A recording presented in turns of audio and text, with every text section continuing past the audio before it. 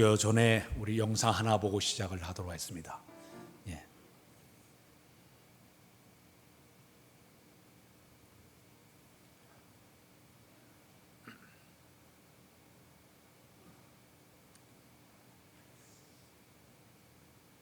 영상 준비 안 됐어요?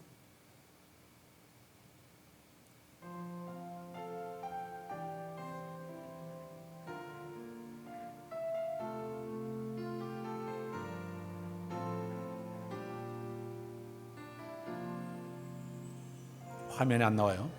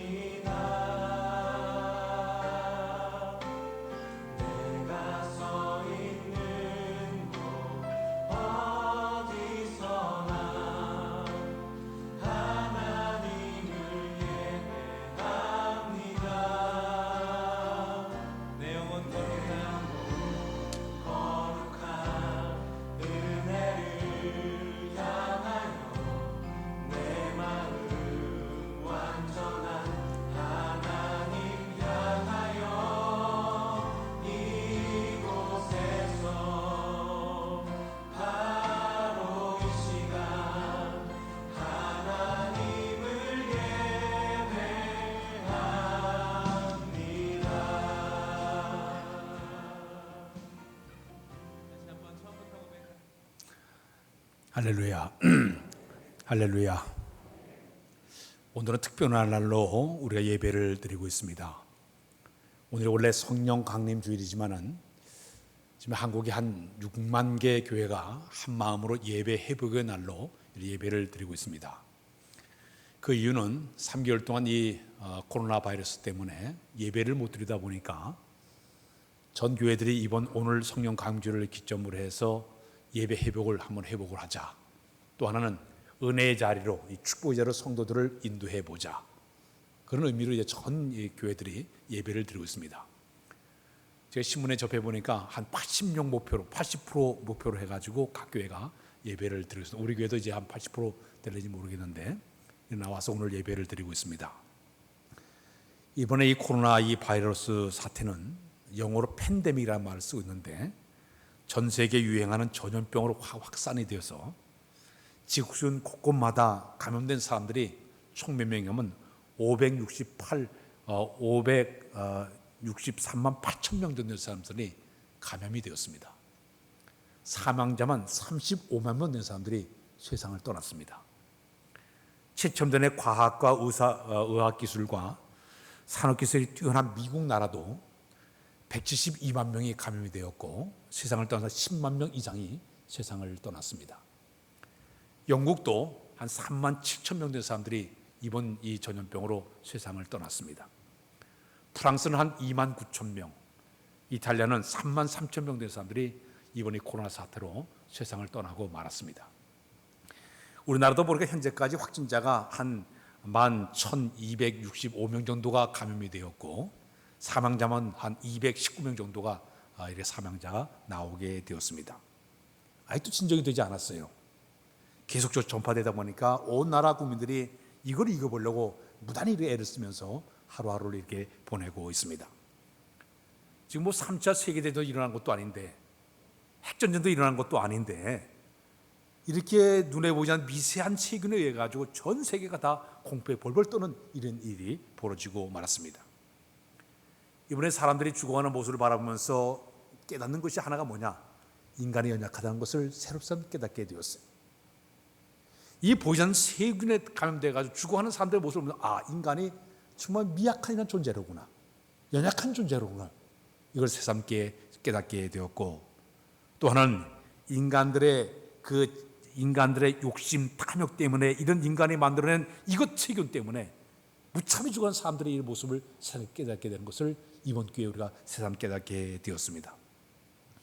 이런 코로나 사태 때문에 국가마다 여러 가지 어려움을 많이 당하고 있습니다. 특히 우리나라 같은 경우 정치적으로 혼란에 빠진 일이 벌어지게 됐고, 경제적으로 이 파산에 삐걱거리는 중소기업들, 또 소행상인들, 실업자들, 이런 일들이 끊임없이 지금 일어나고 있습니다.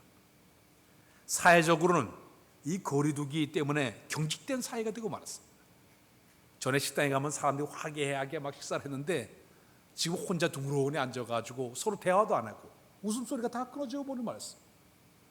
우리 교회도 보게 되면 점심시간에 사람들이 북적북적하면서 웃으면서 식사를 했는데 이 코로나 때문에 아주 식사를 하지 못하는 이런 경직된 그런 모습이 되고 말았습니다.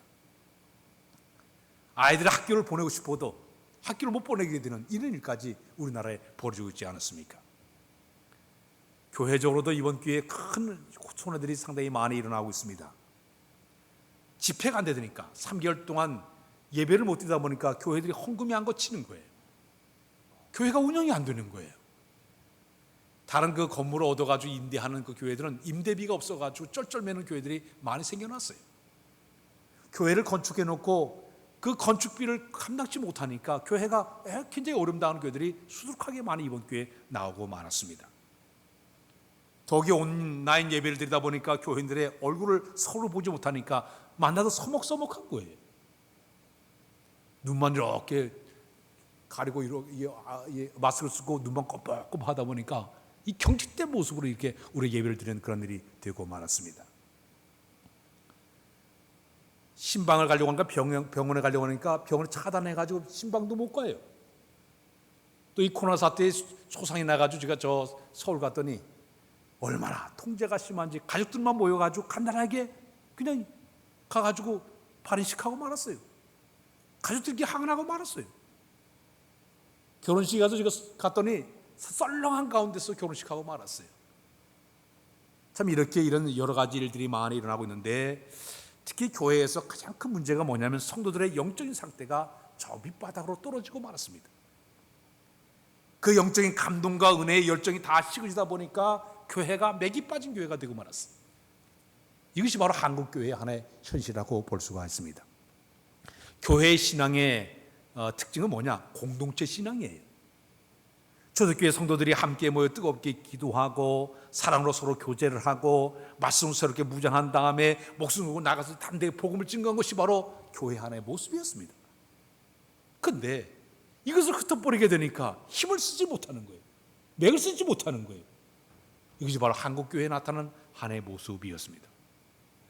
불도 뗄 때 아궁이에다가 여러 가지 나무들이 다 들어와서 불을 확 지피게 되면 서로 얼기설기 다 들어가면서 이게 하나의 열기를 만드는데 이걸 다 흩어나게 되니까 타지를 못하는 거예요. 그러니까 더 이상 열기가 식어질 수밖에 없다는 얘기입니다. 교회 안에서 성도들이 함께 모여서 교제하는 가운데 섬기무 훈련받고 봉사를 훈련받은 다음에 저 세상 속에 들어가서 빛이 되고 소금이 되는 것, 이 권한 것이 바로 교회의 모델이 되어야 되는데 이것이 되지 않다 보니까 교회가 열기가 식어지고 힘을 잃어버리고 말았다는 얘기입니다. 특히 성도들이 신앙적으로 3개월 동안 안 나오다 보니까 신앙이 다 병들어가면서 영적으로 다 신앙적으로 해졌어요. 게을러졌어요. 영적으로 다 메말름과 갈증 때문에 계속 어려움을 당하고 있어요. 오늘 여러분들 우리가 이 예배 회복의 날을 우리가 또 성령 강림주를 맞이하면서 우리 마음속에 중요한 게 있습니다. 다시 회복하자. 다시 새롭게 회복하자. 할렐루야. 다시 새롭게 회복하는 역사가 있어야 될 줄로 믿습니다. 특히 우리가 성도가 예배를 회복하기 위해서 신앙의 회복에 가장 중요한 것은 예배 생활이 되어야 됩니다. 예배는 바로 우리가 하나님 앞에 나와서 예배를 통해서 하나님과 나와의 연결의 관계예요. 하나님과 내가 영적인 만남의 관계예요.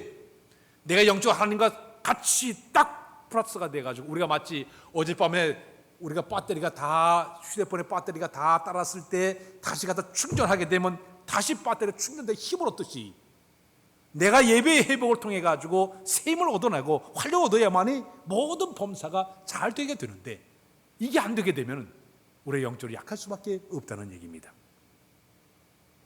우리가 예배 속에는 네 가지의 본질적인 것이 들어가 있습니다. 첫 번째는 뭐냐? 경배가 들어가 있죠. 오늘 예배를 현재 드리고 있는데, 이 예배 속에는 하나님께 영광을 올려드리는 거예요. 하나님을 경외하는 마음으로 높여드리기 위해 다 모여들어서 온 우주 만물을 창조하시고 생명 주신 그 하나님 앞에 나와서 마음껏 우리 하나님 앞에 찬양과 경배를 드리는 것이 바로 예배 속에 들어가 있습니다.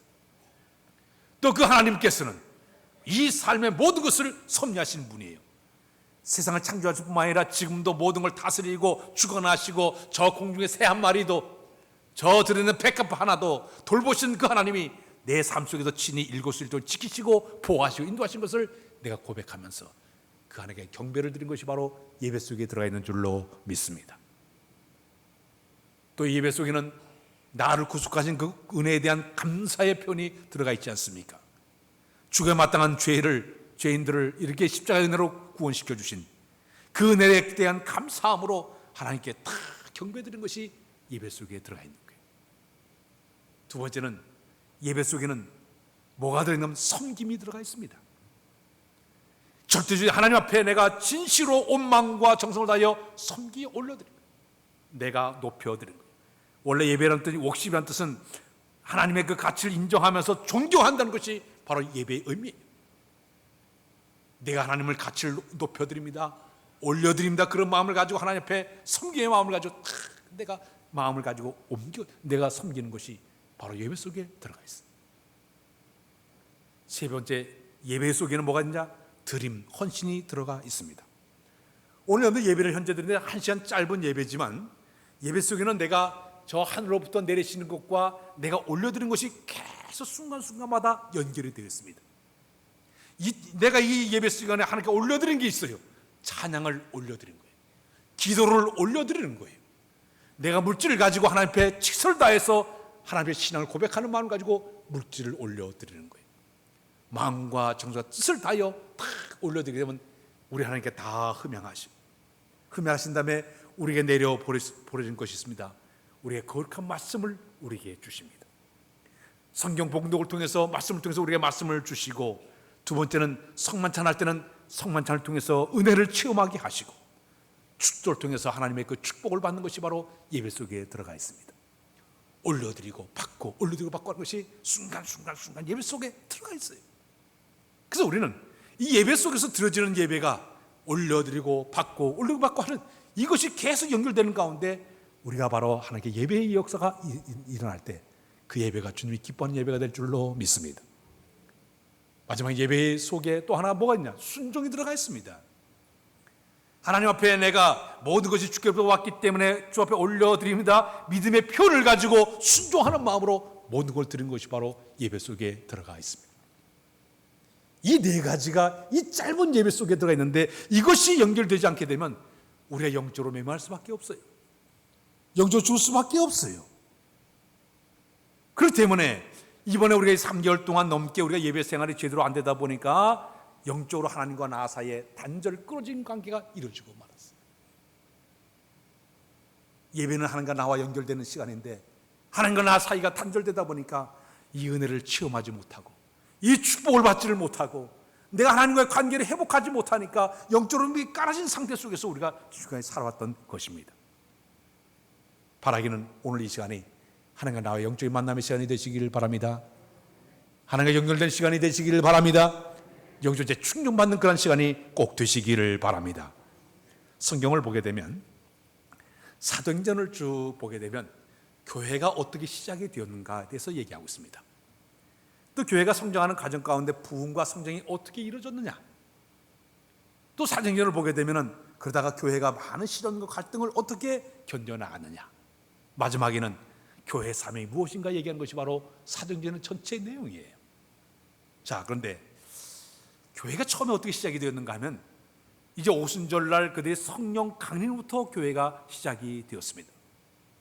감난사에 예수님이 하늘 올라가는 것을 이제 배웅하고 나서 백신문도가 그대로 산에서 내려와서 마가다락에 몰려들었습니다. 예수님과 이제 이별한 다음에 그들이 성전에 그들이 마가다락에 모여가지고 열심히 기도하기를 시작을 했습니다. 열흘 정도 기도했을 때 오순절날 갑자기 하늘로부터 성령이 임하시게 됩니다. 임할 때 모습을 갑자기 바람 소리가 슉 나더니 그들 눈을 들어 보니까 하늘에 커다란 불덩어리 하나가 내려왔습니다. 이 불덩어리가 갑자기 120개로 쫙 갈라지더니 각 사람 머리마다 성령 임하심의 역사를 체험하게 됩니다. 그런데 보고 듣고 그 다음에 성령 임하심을 체험한 다음에 그들이 각 사람이 성령의 말하게 하심 따라 방언하기를 시작을 하였더라. 성령 체험을 그들이 하게 되었습니다. 그러자마자 그들이 성령의 사람들이 다 몰려들어서 우리가 함께 모여서 하나의 그룹을 만들자, 공동체를 만들자. 이게 교회의 시작이에요. 성령의 사람들이 모여들어가지고 성령의 사람들이 모여서 함께 시작한 것이 바로 교회의 시작이에요. 그들의 모습을 가만히 들어보니까 그들에게는 열심이 있었습니다. 서로 모이기만 하면 기도했어요. 모이기만 하면 성경 말씀을 열심히 공부했습니다. 모이기만 하면 서로 뜨겁게 교제하고 사랑을 나누기 시작을 했습니다. 심지어는 그들이 어떻게 나누며 생활했는가 하면 부자들이 자기의 재산을 다 팔아가지고 가난한 사람들이 가져와서 똑같이 공동 분배를 해서 공동생활을 하기를 시작을 했습니다. 그들은 사들이 말씀을 가질 때마다 아멘 아멘 순종하면서 철저하게 그들이 하나의 공동체를 만든 것이 초대교회 시작의 모습이었습니다. 교회의 시작은 그렇게 시작이 되었습니다. 그러나 이렇게 교회가 이렇게 시작하다 보니까 막 교회가 폭발적으로 보았는데 하루에 베드로 사도가 전도하니까 하루에 3,000명이 늘어나더니 또가 전도하니까 4,000명이 늘어나게 되고 4,000명의 사람이 몰려오게 되고 제자 수가 점점 불어나게 되고 교회가 왕성해지게 되고 구원자 수가 점점 많아지게 되고 날마다 교회가 막 부흥하는 역사가 뜨겁게 일어나기를 시작을 했습니다. 그 배후는 성령께서 그 역사를 이루어 갔습니다. 그런 문제가 생겼습니다. 교회가 이렇게 부흥하고 성장하니까 가장 싫어한 존재가 누구냐? 마귀였습니다. 마귀는요, 지금도 마찬가지예요. 교회가 부흥하는 걸 절대 싫어합니다. 교회가 성장하는 꼴을 못 봐요. 이게 마귀의 특징이에요. 그러니까 마귀가 이 부흥하는 교회를 갖다가 이제 어떻게 하면 부흥하지 못하게 하기 위해서 한 일이 바로 뭐냐면 방법을 쓰게 되었습니다. 첫 번째 방법이 뭐냐면 성도들 간에 서로 간에 문제를 만들어냈습니다. 그 당시에는 초대교회가 한 일이 뭐냐 하면 그들이 봉사하는 가운데 하나가 그 당시에 과부들이 너무 많이 살고 있다 보니 과부들을 갖다가 구제하는 것이 초대교회 하는 일 가운데 가장 큰 일이었습니다. 금요일날이 되게 되면 집마다 다니면서 전부 양식을 가져와서 가난한 과부들에게 그것을 나눠주게 되었습니다. 근데 가난한 과부 가운데 두 종류의 사람들이 있었습니다. 하나는 본토배기들 이 사람들이 히브리파 과부들이 있었습니다. 그러나 저쪽 이방인 세계에서는 그 헬라파 과부들이 있었습니다. 근데 이 구제비를 나눠주다 보니까 이 본토배기 사람들은 하나도 빠짐없이 잘 명대를 넣어가지고 나눠주는데 저 이방인 세계에서 왔던 그 과부들은 명대에 빠지다 보니까 제대로 나눠주라는 거예요. 사탄이 땅 들어오다 그걸 이용했습니다. 서로 갈등이 생겼어요. 불평하기 시작했습니다. 원망하기 시작했습니다. 이 문제 때문에 교회 안에 커다란 교제의 문제가 생기고 말았습니다. 사랑하는 여러분, 우리가 교회 생활하다 보면 별거 아닌 것이 이것이 점점 늘어나게 되면 이런 큰 문제가 생겨야 되는 것이에요. 원망과 불평이 나게 되고 짜증이 생겨야 되고 이것 때문에 교회에 갈등이 생겨나고 말았어요. 배후에는 사단이 이것을 노려보면서 역사하기 시작했던 하나의 모습이었습니다. 두 번째는 사정에 나온 내용이죠. 그 때문에 어떤 역사를 하게 됐는가 하면은 그 당시에 이 바나바라는 큰 부자가 자기의 모든 재산을 팔아가지고 가져와서 사도들의 발 앞에 갖다 놨습니다. 가난 사람 나눠주라고. 이 바나가 가진 모든 재산을 똑같이 보면 사람들에게 가난 사람 다 나눠줬습니다. 그러니까 이 바나바가 준 그 헌금을 딱 받은 사람들이 바나바 대단해, 훌륭해, 어떻게 이럴 수가 있어, 저 사람 대단한 사람이야, 칭찬이 자자했습니다. 자, 그러니까 사람들 가운데 칭찬하는 사람도 있지만 한쪽엔 지만 잘하는가? 지가 뭐 잘났다고 돈 갖다 이렇게 풀어가지고 사람한테 인기를 끌고 있어. 그런 가운데 이 아나니와 삽비라는 사람이 우리도 한번 인기를 한번 끌어볼까? 그들이 가가지고 재산을 팔았습니다. 드리려고 하니까 자기의 마음속에 아이고 아까운 마음이 드는 거예요. 일부는 감추고 나머지는 슬그머니 가져와가지고 베드로 사도 앞에 와가지고 이게 다를 거짓말하게 됩니다. 그때 이 베드로 사도가 네가 왜 성령을 속였느냐? 두 부부가 즉사하고 말았어요. 죽음다고 말았어요. 그들에게 처음에 헌신하는 그 동기가 올바르지를 못했어요. 시기하는 마음, 질투하는 욕심이 그 속에 들어있었어요. 사단이 배우의 그 역사를 만들어낸 거예요. 그들이 죽는 장면을 본 초대교회 교인들이 교회가 쌀랑해지고 말았어요. 그렇게 부흥했던 교회가, 그렇게 성장했던 교회가, 그렇게 뜨겁게 사랑했던 교회가 그들의 죽음 사건 때문에 교회가 쌀랑한 분위기가 되고 말았어요. 그러나 뒤를 보게 되면 사단이 배워서 그 역사를 하고 말았어요. 그들의 욕심, 그들의 시기심, 그들의 질투심을 일으켜가지고 이런 문제를 만들어내고 말았어요. 이게 바로 사탄의 전술 속에 들어가 있었습니다. 그러나 그럼에도 불구하고 교회가 더 뭉쳐가 더 열심히 내다 보니까 마지막 또 사탄이 쓴 방법이 있습니다. 베드로 사도와 요한이 이제 사도행 3장에 보게 되면 그들이 성전을 들어가다 보니까 남에서부터 안질병이 앉아있는 모습을 봤습니다. 그때 이 베드로와 요한이 가서 은과금은 내게 없지만 내게 있는 것을 내게 주노니 곧 나서 예수 이름으로 일어나 걸어가라. 손을 잡아 확 일어나니까 이 안질병이 벌떡 일어나서 걷기도 하고 뛰기도 하고 하나님 찬양하는 기적이 나타나게 됐습니다.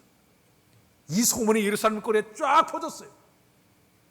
그러니까 거기 있는 예루살렘 사람들이 어떻게 이런 일이 날 수 있느냐, 어떻게 표적이 나타났냐, 어떻게 기적이 일어났냐, 야단법석이에요.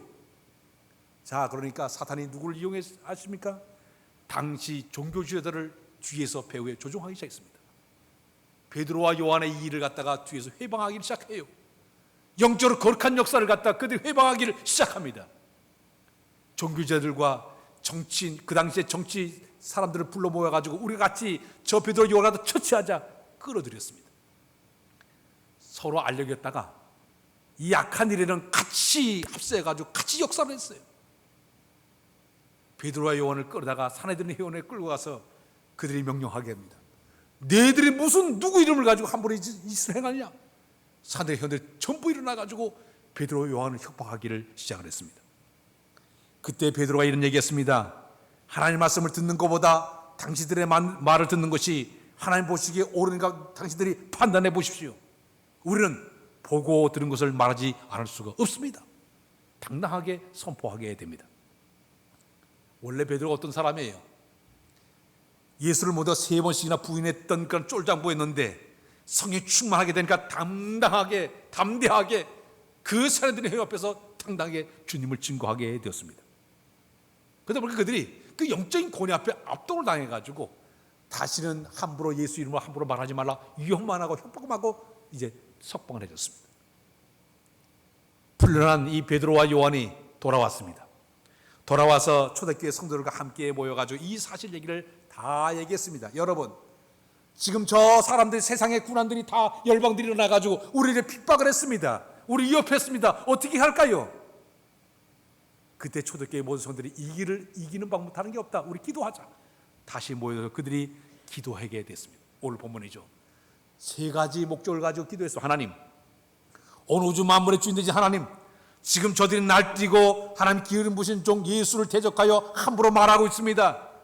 저들이 위협하는 것을 하나님께서 내려다 보시옵소서. 두 번째는 주님의 종들이 그럼에도 불구하고 담대하게 주의 말씀을 전할 수 있도록 인도하여 주옵소서. 그 다음에 3번째는 주의 능력의 손을 내미사 병을 낫게 해 주시고 표적과 기사가 거룩한 예수의 이름으로 이루어지게 하여 주옵소서. 이 초대교회 교인들 성도의 기도의 모습을 보게 되면 쫄장부 같은 기도가 아니라 대장부 기도를 드리고 있습니다.